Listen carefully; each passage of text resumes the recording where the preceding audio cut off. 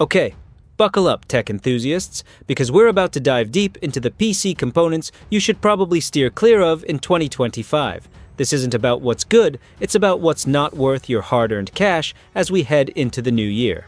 I've got a long list, but let's focus on the real head-turners, the ones that might tempt you but could lead to buyer's remorse. First up, let's talk about those old-school Xeon CPUs, specifically the E5, V3 and V4 series.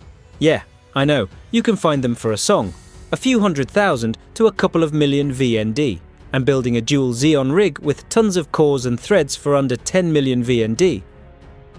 Tempting, right? But hold your horses. These chips, really, only shine in super specific scenarios. We're talking hardcore MMO farming, running multiple virtual machines, and I mean purely virtual machines. Even for rendering, which used to be a Xeon stronghold, modern i9s or Ryzen CPUs often smoke them. So, unless your sole purpose is to be an MMO grinding machine, these old Xeons are pretty much a no-go for daily use or gaming. They're single-core performance, IPC, clock speeds, everything that makes a PC feel snappy for everyday tasks and gaming is just plain bad. They're ancient, like 10 years old. You'd honestly be better off with a modern Intel Core i3 12U100F.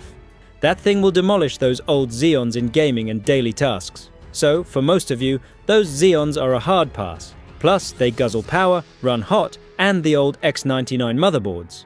Let's just say they weren't winning any beauty contests. Next on the maybe not list, and this one's fresh off the shelf.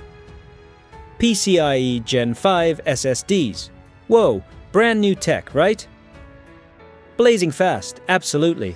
We're talking potentially double the speed of Gen 4, triple Gen 3. Sounds amazing. But here's the million-dollar question, or rather, the multi-million VND question. Do you actually need that speed? And more importantly, will you even notice it? Sure, showing off cutting-edge tech is cool. A faster SSD is always better, in theory. But for everyday stuff, booting Windows, launching apps, loading your typical games, honestly, the difference between Gen 3, Gen 4 and Gen 5 is often imperceptible. You load your 3D projects, your video editing timelines, your games. Still pretty much the same. The only time you'd truly feel that Gen 5 horsepower is if you're transferring absolutely colossal files. Think professional filmmakers working with massive BRAW or Nikon RAW video footage, dumping 2 to 3 terabytes of data at a time. For the average user, even YouTubers like myself, or folks shooting wedding videos or KU yearbook projects with Sony FX3s or A7IVs, you're just not going to feel that dramatic speed boost. A few hundred gigs. The time difference might be a few tens of seconds. You won't notice. So, if you're a tech lover wanting the latest and greatest, go for it. But for pure practicality, PCIe Gen 5 SSDs aren't quite there yet for most of us, and they run pretty hot too. Alright, let's talk visuals. Low refresh rate monitors, specifically those 60Hz or 75Hz panels. Seriously guys, in 2025, we are swimming in affordable high refresh rate options. Around 2 million VND can get you a 100Hz full HD IPS display. Bump it to 3 million and you're looking at a 180Hz. A bit more, close to 4 million, and 240Hz is within reach. Going from 60Hz to even just 100Hz is a night and day difference in smoothness. Once you've experienced high refresh rates, whether on your phone or a decent gaming monitor, going back to 60 or 75Hz feels like actual visual torture. Now, some of you might say, but I need a monitor for professional graphics work, and those are 60-75 Hz. Not anymore, my friends. You can find plenty of graphics-focused monitors with 120 Hz at Full HD, which significantly improves the experience when you're panning, zooming, or even scrolling through code.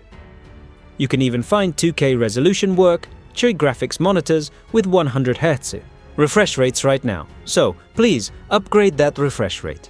There are too many good, affordable, high-quality, high refresh rate panels out there to settle for a choppy experience. Number 4 is a big one, a whole brand lineup, Intel Core Ultra for desktops. I'm talking about chips like the hypothetical, future equivalents of the 245K, 265K, or a Core Ultra 9 200A5K.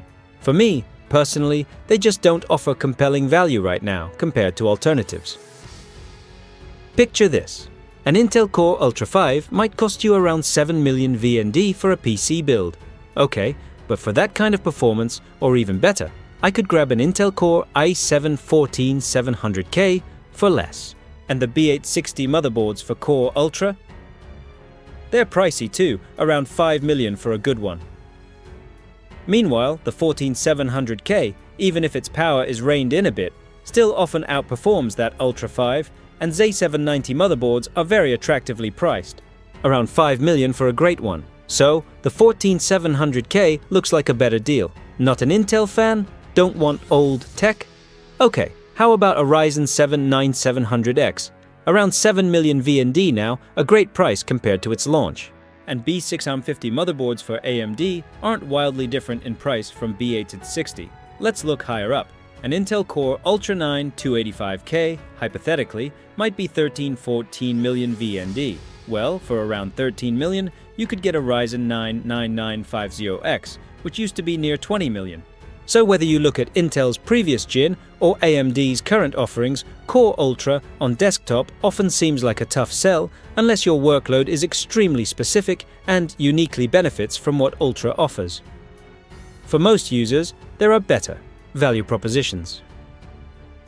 Coming in at number 5, another shiny new thing, the RTX 5060 Ti 8GB version.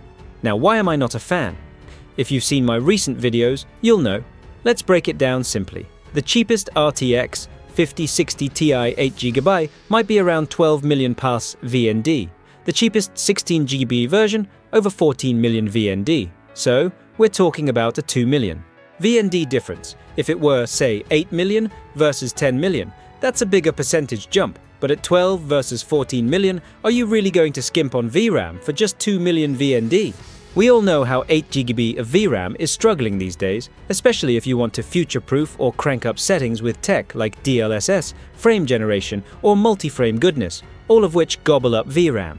VRAM is never enough, dropping 12 million VND in 2025 for a card with only 8GB of VRAM, it just feels insufficient. I already thought 8GB on a regular 5060 was tight.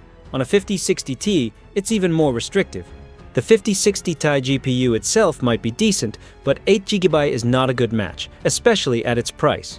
Meanwhile, the 16GB version, for not a whole lot more money, gives you double the VRAM and a much longer runway for future games and technologies. Think about it, the 3060 12GB is still incredibly relevant today because of its VRAM. The 5060 Ti 16GB will have even more staying power. So, really question that 8GB 5060 Ti. And finally, the one that really gets my goat sometimes, USB Wi-Fi and USB Bluetooth adapters. Oh man, the stories I hear. Gaming on Wi-Fi is laggy. Bluetooth peripherals are terrible on PC. Then I ask, and surprise, surprise, they're using a tiny USB dongle. Guys, these things are, for the most part, not something you should be relying on. The only exception is if your PC is absolutely out of PCIe slots, no M2 Wi-Fi slot, basically a last-ditch emergency. If your motherboard has a spare PCIe slot or an M2 Wi-Fi slot, please do yourself a favor and get a proper Wi-Fi 6 card. They are dirt cheap these days. I remember buying one for around 500,000 VND a while back. These cards often come with Bluetooth 5.0 Plus built in too. The performance difference is massive. Stable gaming, low pings, assuming your home Wi-Fi 6 network is good, of course. Those USB dongles you grab off Shopee. No comparison.